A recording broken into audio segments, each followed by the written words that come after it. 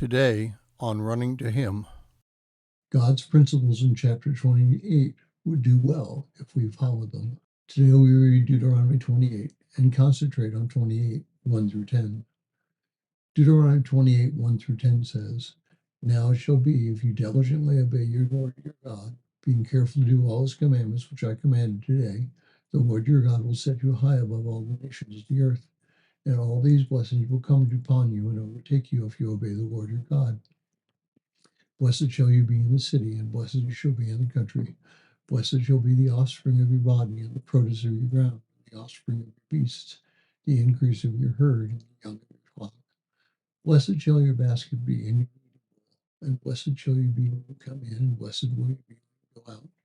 The Lord shall cause the enemies to rise up against you to be defeated before you. They will come out against you one way, and flee before you 7 ways.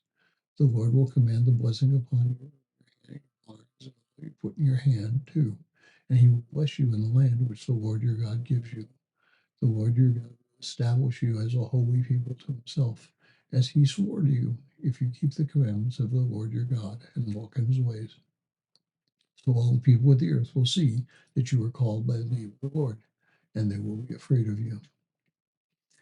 Now, Moses uses some very interesting words in our cutout today.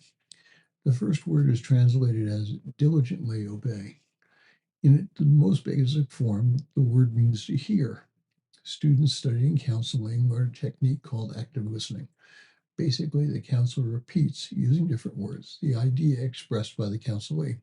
For example, if a person comes in and says, "I'm feeling tired today," the counselor might say, "You didn't sleep well last night." The counselee then might say, "Yes, I tossed and turned all night." The counselor might respond, "Something was on your mind." The conversation continues in that vein until both understand why the person didn't sleep well. So the first thing God tells the Israelites is, "Listen to me, get it right, and then obey me." He then gives them a reason why they should diligently listen to him. He is the Lord their God.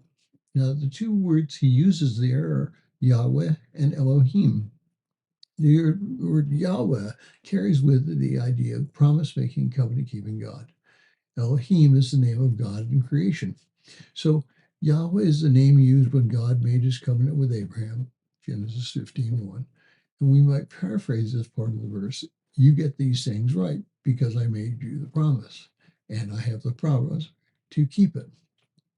If they get it right, God will elevate them above all the nations of the earth. Verse 10 is a shocker. I think most people would suggest that those who are outside God's promises might look at how God has blessed the Israelites and move towards having a relationship with God as well. Instead, God tells the Israelites that others will be afraid of them.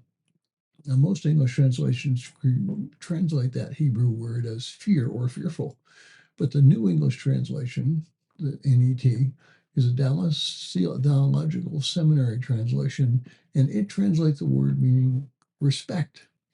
The Holman Christian Standard Bible uses the words "stand in awe of you." I believe that the NET and the HCSB Bibles are the most accurate in this case, but a strong case may be made for using the verb fear. In either case, the Jews now are seen with jealousy by those around them, and jealousy can be a result of fear or awe. Thank you for listening. We pray that today's devotion was meaningful to you. We would love to hear from you. You can use either Facebook or YouTube to like, subscribe, share, and tell others about us.